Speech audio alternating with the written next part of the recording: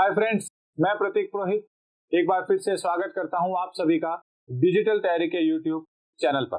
Friends, हमारी मनोहर Pandey book series को आगे बढ़ाते हुए भारतीय राज व्यवस्था दैट इज इंडियन पॉलिटी के चैप्टर नंबर 8 संघीय कार्यपालिका यानी कि यूनियन एग्जीक्यूटिव के हमने लास्ट वीडियो में 30 क्वेश्चन सॉल्व किए थे। तो चलिए अब देखते हैं क्वेश्चन नंबर 31 से क्वेश्चन नंबर 60। तो देखते हैं आज का फर्स्ट क्वेश्चन। संविधान के किस अनुच्छेद के अंतर्गत मंत्रिपरिषद और राष्ट्रपति के मध्य संबंधों को गोपनीय रखा जाता है? कौन सा आर्टिकल है जिसके अंदर मंत्रिपरिषद यानी कि काउंसिल ऑफ मिनिस्टर और भारत के प्रेसिडेंट के बीच जो संबंध है उनको सीक्रेट यानी कि गोपनीय रखा जाएगा? ऑप्शंस देखें।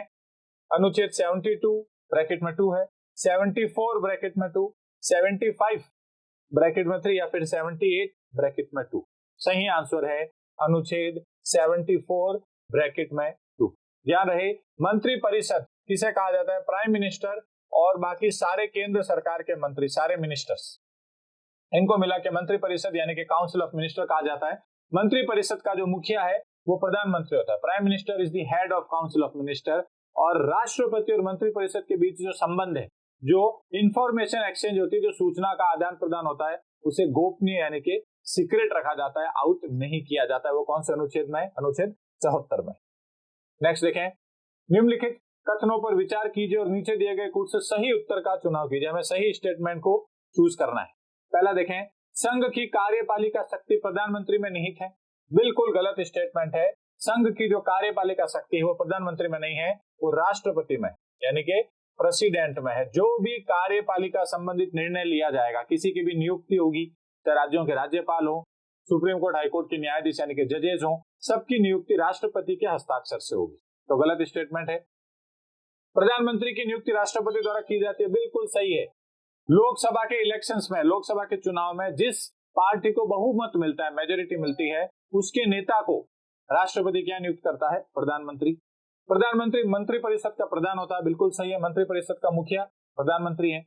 यह आवश्यक नहीं है कि नियुक्ति के समय प्रधानमंत्री संसद के किसी सदस्य का या किसी सदन का सदस्य हो, बिल्कुल सही स्टेटमेंट है। वेरी वेरी इंपॉर्टेंट स्टेटमेंट है। स्टेटमेंट फोर्थ, इलेक्शंस हो गए, आप किसी ऐसे इंसान को भी प्रधानमंत्री बना सकते हो जो चुनाव में खड़ा ही नहीं हुआ हो या फिर जिसने चुनाव हार लिया हो। जैसे मनमोहन सिंह जी 10 साल तक हमारे प्रधानमंत्री रहे थे, 2004 से 2014। ना तो 2004 में चुनाव के समय किसी भी सदन के सदस्य थे, ना लोकसभा के ना राज्यसभा। मगर प्रधानमंत्री बनने के बाद 6 महीने के अंदर अंदर विद इन 6 मंथ्स आपको लोकसभा या राज्यसभा दोनों में से किसी एक सदन का, एक हाउस का सदस्य बनना अनिवार्य है। टाइम कितना दिया गया है? 6 महीने। प्रधानमंत्री जब आपको नियुक्त किया गया हो तब जरूरी नहीं है आप किसी सदन के सदस्य हैं। तो कौन कौन से स्टेटमेंट सही है? Second, third and fourth. ये ऑप्शन सी है। 2, 3 एंड 4 आर करेक्ट। नेक्स्ट देखें, नीचे 2 स्टेटमेंट्स दिए हैं, हमको देखना है कौन सा एक सही है। कथन है, संघ की कार्यपालिका शक्तियां भारत के राष्ट्रपति में निहित हैं। बिल्कुल सही है। कार्यपालिका शक्तियां किसके अंदर है? राष्ट्रपति के अंदर है, भारत के प्रेसिडेंट के अंदर। और कारण दे रखा है, कार्यपालिका शक्तियां सरकार का व्यवसाय चलाने से संबंधित है। जो कार्यपालिका शक्तियां हैं उनका संबंध सरकार के व्यवसाय चलाने से, गवर्नमेंट के बिजनेस चलाने से, ये कारण दे रखा है। ये गलत स्टेट। तो सही आंसर क्या होगा?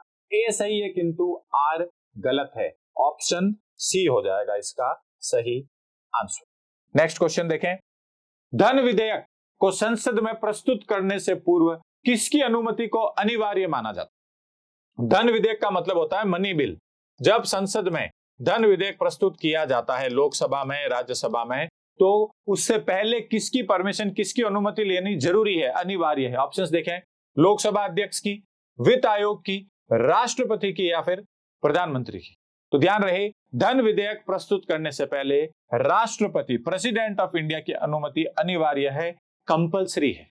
और कोई विधेयक धन विधेयक है या नहीं, इसका निर्णय लोकसभा अध्यक्ष करता है। लोकसभा स्पीकर डिसाइड करता है कि कोई बिल मनी बिल है या नहीं है, धन विधेयक है या नहीं है। धन विधेयक संविधान के अनुच्छेद 110 में, आर्टिकल 110 में मेंशन्ड, इसका उल्लेख अनुच्छेद 110 में है। और धन विधेयक को पहले केवल और केवल लोकसभा में ही प्रस्तुत किया जा सकता है, राज्यसभा में पहले प्रस्तुत नहीं किया जा सकता। ठीक है, चलते हैं नेक्स्ट क्वेश्चन की ओर। प्रत्येक 5 वर्षों के अंतराल पर वित्त आयोग की नियुक्ति कौन करता है? वित्त आयोग का मतलब होता है फिनेंस कमीशन। तो वित्त आयोग का जो कार्यकाल है यह होता है 5 इयर्स का, 5 वर्ष का। तो हर 5 साल के बाद जो नया वित्त आयोग गठित होगा उसकी नियुक्ति कौन करेगा, उसे अपॉइंट कौन करेगा, ये क्वेश्चन है। ऑप्शन है प्राइम मिनिस्टर, वित्त मंत्री यानी कि फाइनेंस मिनिस्टर, कैबिनेट सचिव यानी कि कैबिनेट सेक्रेटरी, या फिर राष्ट्रपति दैट इज प्रेसिडेंट। तो वित्त आयोग यानी कि फाइनेंस कमीशन का अपॉइंटमेंट हर 5 साल बाद भारत के राष्ट्रपति द्वारा यानी कि प्रेसिडेंट ऑफ इंडिया के द्वारा किया जाता है। ठीक है, नेक्स्ट, पार्लियामेंट यानी कि संसद में वार्षिक वित्त बजट प्रस्तुत करने से पूर्व किसकी संस्तुति अनिवार्य होती है? वार्षिक वित्त बजट का मतलब होता है बजट, एनुअल फाइनेंशियल स्टेटमेंट जिसे कहते हैं, बजट को ही वार्षिक वित्त बजट भी कहा जाता है। तो आपको संसद में बजट को प्रस्तुत करने से पूर्व किसकी संस्तुति यानी कि किसकी परमिशन रिक्वायर्ड है? ऑप्शंस देखें, कैबिनेट की, राष्ट्रपति की, वित्त मंत्री की, या फिर वित्त आयोग की।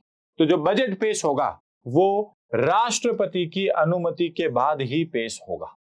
ठीक है, भारत में बजट हर साल 1 फरवरी को पेश किया जाता है, 1 फेब को। फिक्स है, तारीख निर्धारित है 1 फरवरी। इससे एक दिन पहले 31 जनवरी को आर्थिक सर्वेक्षण, इकोनॉमिक सर्वे प्रस्तुत किया जाता है। प्रस्तुत कौन करता है बजट? भारत का वित्त मंत्री, फाइनेंस मिनिस्टर जो है वो क्या करते हैं? प्रस्तुत करते हैं भारत के वार्षिक बजट को, एनुअल बजट। और कौन से अनुच्छेद में लिखा हुआ है बजट के बारे में? अनुच्छेद 112 है, आर्टिकल 112 है।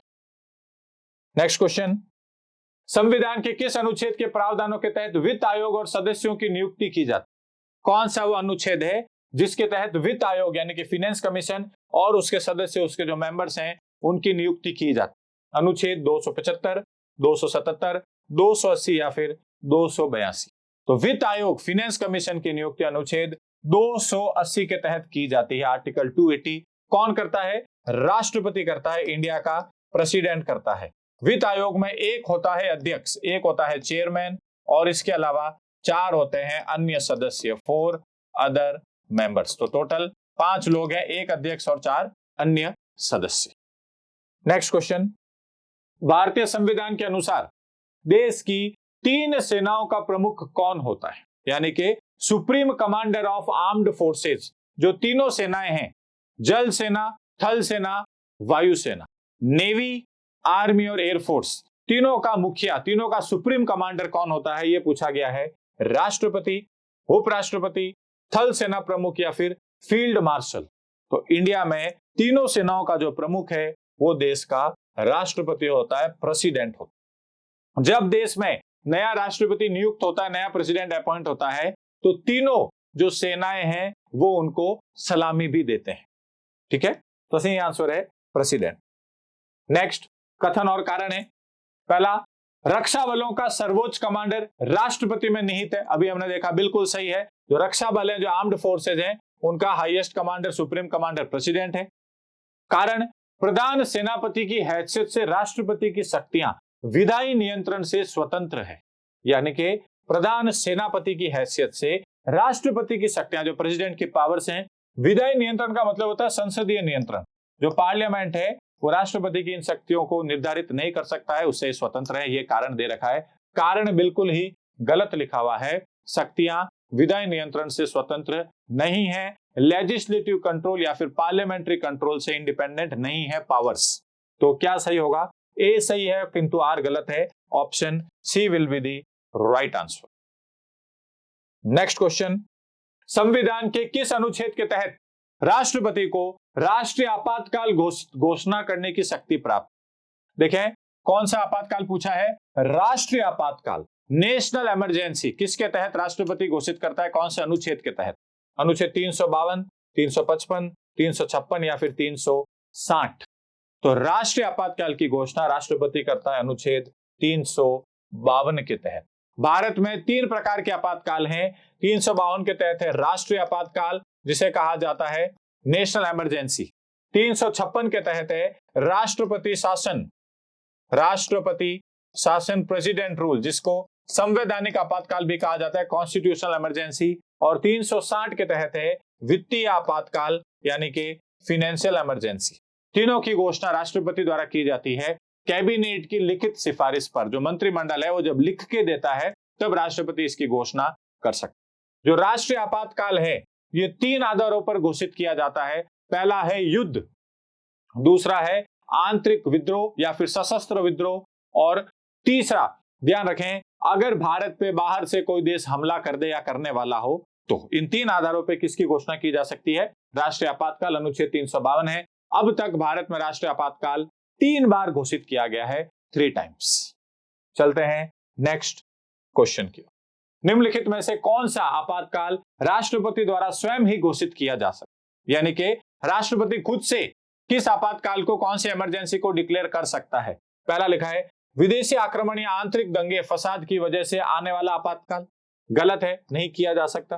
राज्य में सांविधिक संगठन की विफलता के कारण आने वाला आपातकाल, यह भी गलत है। राज्य में अगर सांविधिक संगठन की विफलता होगी तो राज्यपाल लिख के देगा तब राष्ट्रपति लगा सकता है, या फिर जो मंत्रिमंडल है वो लिख के देगा कि इस राज्य में आपातकाल लगाया जाए, राष्ट्रपति शासन लगाया जाए तो लगाएगा। थर्ड, वित्तीय स्थिरता या भारत की ऋण पर होने वाले खतरे के कारण आने वाला आपातकाल, यह भी राष्ट्रपति खुद से नहीं लगा सकता है, यह भी मंत्रिमंडल की लिखित सिफारिश पर ही लगेगा, कैबिनेट के रिटन रिकमेंडेशन पे ही लगेगा। चौथा उपयुक्त में से कोई नहीं, यही बिल्कुल सही आंसर है। तो कुल मिला के इसका निष्कर्ष ये है कि इंडिया का प्रेसिडेंट जो है वो खुद से कोई भी प्रकार के आपातकाल की घोषणा नहीं कर सकता। आपातकाल डिक्लेयर करने के लिए उसके पास मंत्रिमंडल की लिखित सिफारिश होनी चाहिए, यानी कि कैबिनेट का रिटन रिकमेंडेशन होना चाहिए। नेक्स्ट क्वेश्चन, युद्ध की घोषणा या शांति का फैसला करने में कानूनी रूप से सक्षम है। अगर इंडिया किसी कंट्री के साथ युद्ध में जाता है, यानी कि वॉर में उतरता है, तो उसका डिक्लेरेशन कौन करता है? या फिर किसी युद्ध को समाप्त करने की घोषणा होती है, शांति स्थापित करने की, पीस इस्टेब्लिश करने की, तो उसकी घोषणा कौन करता है? ये क्वेश्चन है। ऑप्शन है राष्ट्रपति, संसद, मंत्रिपरिषद या फिर प्रधानमंत्री। तो चाहे युद्ध हो चाहे शांति हो, दोनों की घोषणा किसके द्वारा की जाती है? राष्ट्रपति के नाम की, यानी कि प्रेसिडेंट के नाम का देश को एक तरीके से संबंध निकलेगा, देश को उद्घोषणा होगी, डिक्लेरेशन निकलेगा कि फलाना देश के साथ भारत युद्ध में उतर रहा है या फिर भारत शांति स्थापित कर रहा है। नेक्स्ट, देश में वित्तीय आपातकाल की घोषणा निम्न में से कब की जाती है? वित्तीय आपातकाल यानी कि फाइनेंशियल इमरजेंसी हम कब डिक्लेयर करते हैं? ऑप्शंस, आयात निर्यात बंद होने से, यानी कि इंपोर्ट एक्सपोर्ट बंद हो जाए, वित्तीय आपातकाल नहीं हो सकता है। अंतरराष्ट्रीय स्तर पर वित्तीय संकट होने से, अंतरराष्ट्रीय स्तर पर वित्तीय संकट होगा तो भारत को उससे कोई लेना देना नहीं है, तो आप वित्तीय आपातकाल डिक्लेयर नहीं करोगे। वित्तीय साख या वित्तीय स्थिरता के खतरे में पड़ने से, अगर आपके देश की वित्तीय साख और स्थिरता, स्टेबिलिटी खतरे में पड़ जाए, बैंकिंग सिस्टम कोलैप्स कर जाए, देश के पास फॉरेन एक्सचेंज, विदेशी मुद्रा ज्यादा नहीं बचे, ऐसी स्थिति अगर हो जाए तो वित्तीय आपातकाल घोषित किया जाता है। ऑप्शन सी इसका बिल्कुल सही है। अंतरराष्ट्रीय स्तर पर मुद्रास्फीति बढ़ने से बिल्कुल गलत है। मुद्रास्फीति का मतलब होता है इन्फ्लेशन, यानी कि महंगाई।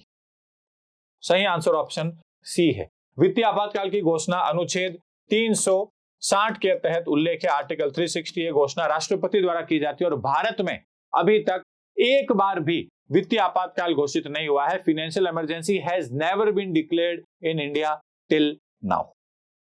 नेक्स्ट देखें, निम्न में से कौन एक वित्तीय आपात का प्रभाव नहीं है? यानी कि अगर भारत में खुदा न खास्ता कभी वित्तीय आपातकाल घोषित हो जाए, या संविधान में लिखा हुआ है कि वित्तीय आपातकाल फाइनेंशियल इमरजेंसी जब डिक्लेयर हो जाएगी तो उसमें क्या क्या होगा, इसमें पूछा गया है कौन सा उसमें प्रभाव नहीं है। आपको ये बताना है क्या चीज नहीं होगी। ऑप्शंस, सरकारी कर्मचारियों के वेतन में कटौती, ये तो होगा, बिल्कुल सही है। क्यों होगा? क्योंकि देश में वित्तीय संकट है, फाइनेंशियल क्राइसिस है, पैसा नहीं है देश के पास, तो आप सरकारी जो कर्मचारी, जो गवर्नमेंट सर्वेंट्स हैं, उनकी सैलरी में कटौती कर सकते हो। राज्य धन विधेयक पर संघ का अधिकार, बिल्कुल सही है। राज्यों का जो धन विधेयक है, राज्यों के जो खर्चा वगैरह जो सारा कुछ जो मैनेज होता है, उसके ऊपर संघ यानी कि केंद्र सरकार का अधिकार आ जाता है। ठीक है। थर्ड, मौलिक कर्तव्यों का निलंबन हो जाता है। मौलिक कर्तव्य का मतलब है फंडामेंटल ड्यूटीज, वो आपकी निलंबित हो जाएगी। कैसे हो जाएगी? आपातकाल में तो आपको बल्कि मौलिक कर्तव्यों को और ज्यादा निभाना पड़ेगा। तो ये स्टेटमेंट गलत है और हमसे गलत स्टेटमेंट ही पूछा है। वित्तीय आपातकाल में मौलिक कर्तव्यों पे कोई फर्क नहीं पड़ता है। ऑप्शन 4 संघ के वित्तीय आचरण के संदर्भ में राज्यों को निर्देश, बिल्कुल सही है। राज्य पैसा कैसे खर्च करेंगे, कहां खर्च करेंगे, सब निर्देश कौन देता है? संघ यानी कि यूनियन, सेंट्रल गवर्नमेंट।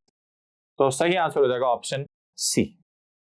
नेक्स्ट, राष्ट्रपति की क्षमा आदि की शक्ति एक कैसी शक्ति? राष्ट्रपति जो है वो पार्डनिंग पावर रखता है, यानी कि समा जो है वो दे सकता है पार्डनिंग पावर, तो वो किस प्रकार की शक्ति है? ऑप्शंस हैं विधायी शक्ति, लेजिस्लेटिव पावर, न्यायिक शक्ति, जुडिशियल पावर, कार्यपालिका शक्ति, एग्जीक्यूटिव पावर, या फिर नन ऑफ द अबव। तो राष्ट्रपति जो फांसी की सजा माफ करता है, अगर आपको ज्यादा सजा हो गई तो कम करवा सकता है, सजा का जो है वो प्रकृति चेंज कर सकता है, इस तरीके की जो उसकी शक्तियां हैं वो न्यायिक शक्तियां हैं, जुडिशियल पावर्स हैं, और ये अनुच्छेद 72 के तहत दी गई, आर्टिकल 72 के अंडर प्रेसिडेंट को दी गई। नेक्स्ट देखें, भारत के राष्ट्रपति की समाधान देने की शक्ति के संबंध में कथनों में से कौन सा एक सही नहीं है? जो पार्डनिंग पावर है, जो माफ करने की शक्ति है राष्ट्रपति की, उसमें से कौन सा स्टेटमेंट गलत है, यह हमसे पूछा गया है। चलिए देखते हैं। राष्ट्रपति को समाधान देने की शक्ति है जब दंड अथवा दंडादेश एक सेना न्यायालय द्वारा दिया गया हो। आर्मी का जो कोर्ट होता है वो अगर किसी को, आर्मी पर्सन को अगर दंड दे दे, जो है उन्होंने कोई अगर क्राइम किया है उसके तहत अगर उनको सजा मिल जाए तो राष्ट्रपति माफ कर सकता है, बिल्कुल कर सकता है। इस सजा को कोर्ट मार्शल कहा जाता है और ये राष्ट्रपति के पास शक्ति है। तो ये तो है, आंसर नहीं हो सकता क्योंकि हमसे नहीं पूछा है। अगला, राष्ट्रपति उन सभी मामलों में समाधान दे सकते हैं जिनमें दंडादेश एक मृत्यु दंड हो। बिल्कुल सही, मृत्यु दंड अगर हो जाए, कुछ भी हो, तो आपको माफी अगर लेनी होगी तो किसके पास जाना होगा? प्रेसिडेंट के पास। नेक्स्ट, दया याचिका, अगर किसी ने दया याचिका लगवाई है, पिटीशन लगवाया है, तो उसमें राष्ट्रपति के निर्णय के संबंध में जो न्यायालय की जो न्यायिक पुनर्वालोकन की शक्ति है, यानी कि जुडिशियल रिव्यू की जो पावर है, वो बहुत सीमित है। और चौथा स्टेटमेंट है, राष्ट्रपति द्वारा समाधान देने की शक्ति ऐसी शक्ति है जिसे प्रभुता संपन्न अपने स्वयं के न्यायिक आदेश के विरुद्ध कभी भी प्रयोग में नहीं लाता है। तो हमसे पूछा गया है कौन सा स्टेटमेंट सही नहीं है। पहला सही है, सेकंड सही है, दया याचिका वाला भी सही है, बट ये फोर्थ स्टेटमेंट सही नहीं है, बिल्कुल गलत है। तो option D will be the right answer. Next question देखें, भारतीय संविधान का कौन सा अनुच्छेद राष्ट्रपति को उच्चतम न्यायालय से परामर्श करने की शक्ति प्रदान करता? देखें, अगर कोई ऐसा मुद्दा राष्ट्रपति के सामने आ जाए, कोई क्वेश्चन ऑफ लॉ या फिर फैक्ट हो, किसी तथ्य या कानून का सवाल हो जो पब्लिक इंपॉर्टेंस का हो, यानी कि जो आम जनता है उनके लिए बहुत महत्व रखता हो, और ऐसे मुद्दे पे अगर राष्ट्रपति को परामर्श लेना हो सुप्रीम कोर्ट से, उच्चतम न्यायालय से, तो ले सकता है। वो कौन से अनुच्छेद के तहत ले सकता है, ये पूछा गया है। 129, 132, 143 या फिर 32। सही आंसर होगा अनुच्छेद 143, आर्टिकल 143। इसके तहत राष्ट्रपति क्या कर सकता है? उच्चतम न्यायालय से परामर्श प्राप्त कर सकता है, उसे एडवाइस ले सकता है क्या किया जाए, क्या नहीं किया जाए।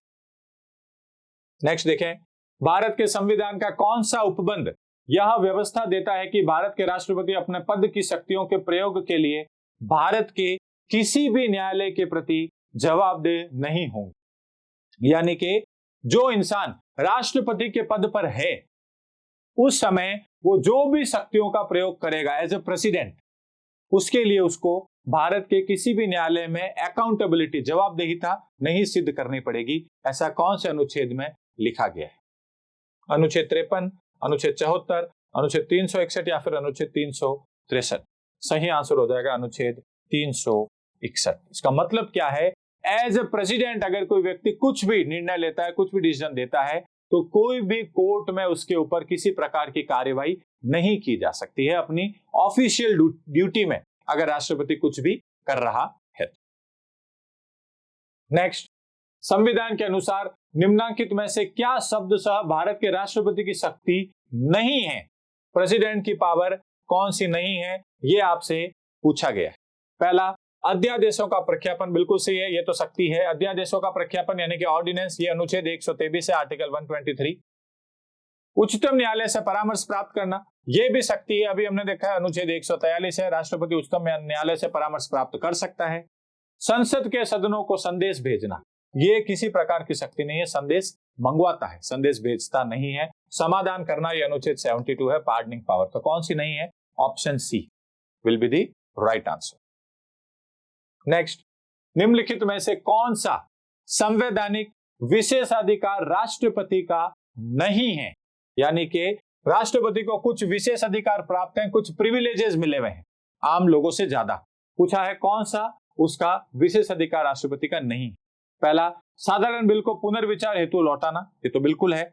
इसको निलंबन वीटो कहा जाता है, सस्पेंसिव वीटो। राष्ट्रपति साधारण बिल को एक बार वापिस, सिर्फ एक बार वापिस संसद में भेज सकता है पुनर्विचार के लिए, रिकंसिडरेशन के लिए। वित्तीय बिल को पुनर्विचार हेतु लौटाना, यानी कि मनी बिल को वापिस एक बार लौटाना।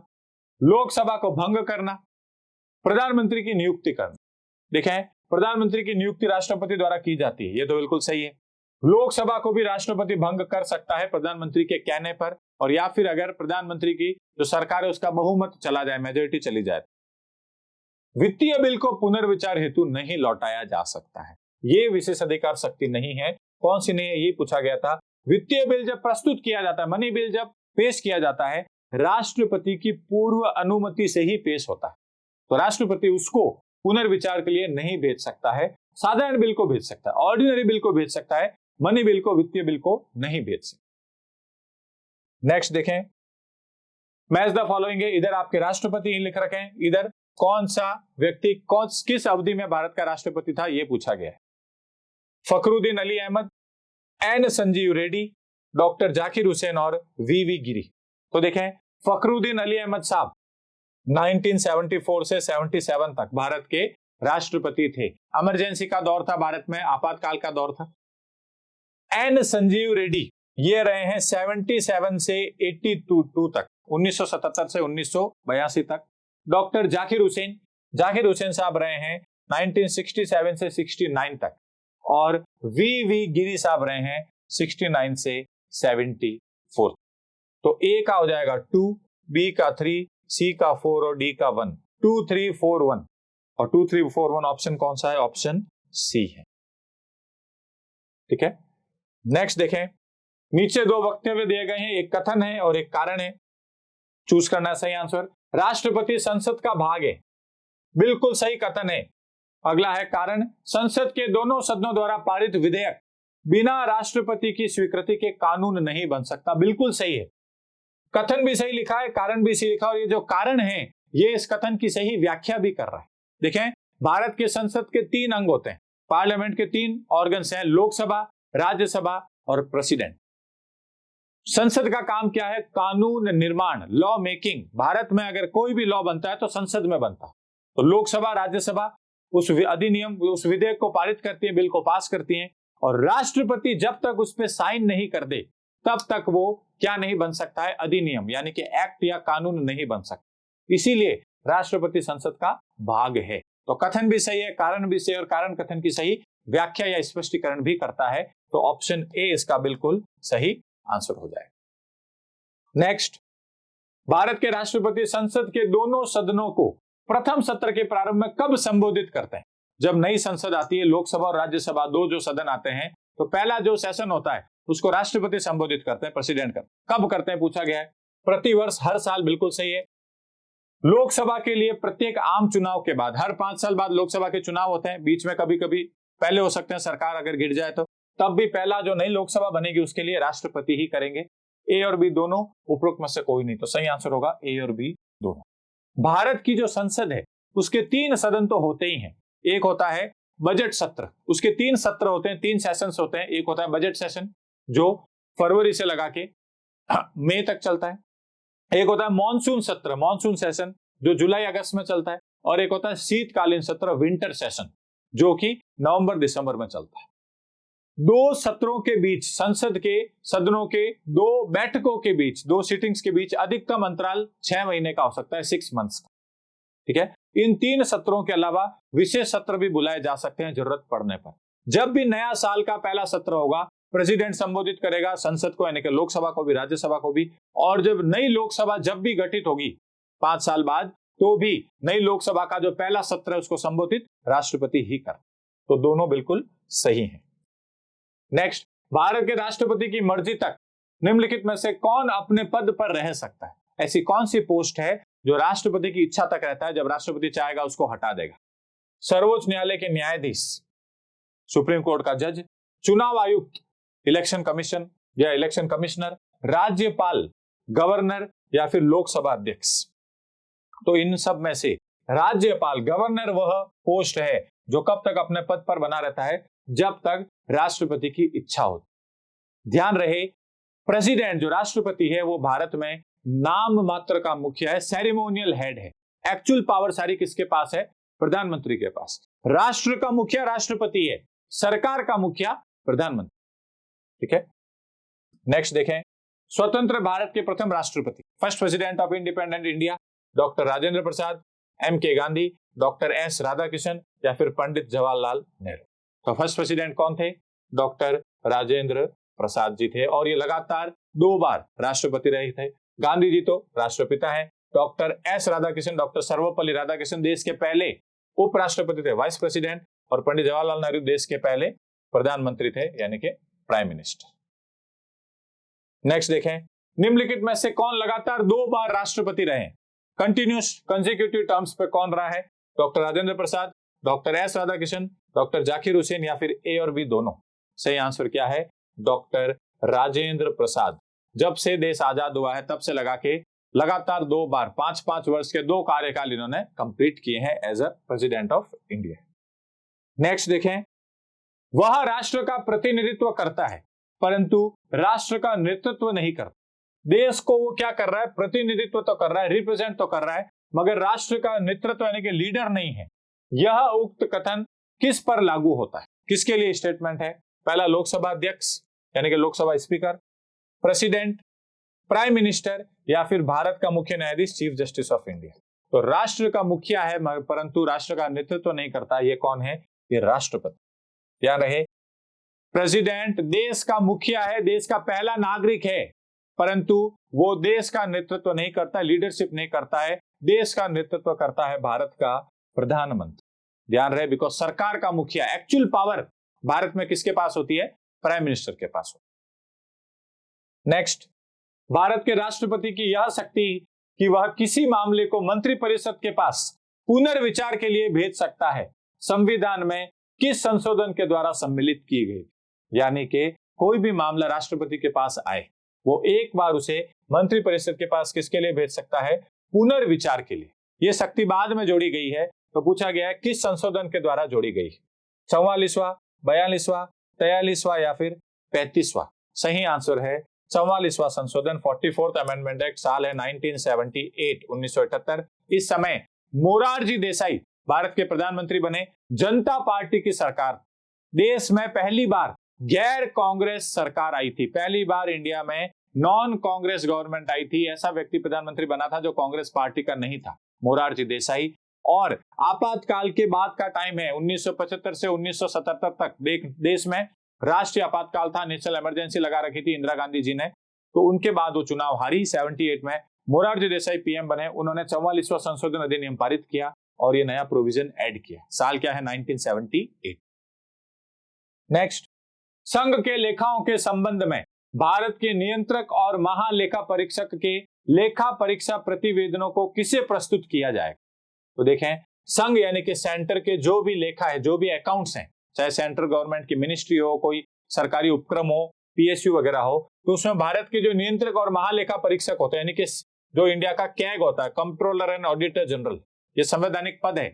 ये जो अपनी रिपोर्ट तैयार करते हैं, वो रिपोर्ट किसको प्रस्तुत की जाएगी, किसे दी जाएगी? प्रेसिडेंट, लोकसभा अध्यक्ष, प्राइम मिनिस्टर या फिर वाइस प्रेसिडेंट? तो कैग की रिपोर्ट, क्योंकि हम संघ की बात करें सेंटर की, तो किसे दी जाएगी? राष्ट्रपति को दी जाएगी और राष्ट्रपति उसे संसद के दोनों सदनों में प्रस्तुत करवाएंगे। करेंगे नहीं, करवाएंगे। ध्यान रखें, कैग नियंत्रक एवं महालेखा परीक्षक संविधान के अनुच्छेद 148 के तहत इनका पद का उल्लेख है। सिंगल मेंबर ऑफिस है, एक सदस्यीय पूरा का पूरा ऑफिस है। इनको कहा जाता है CAG, controller and auditor general.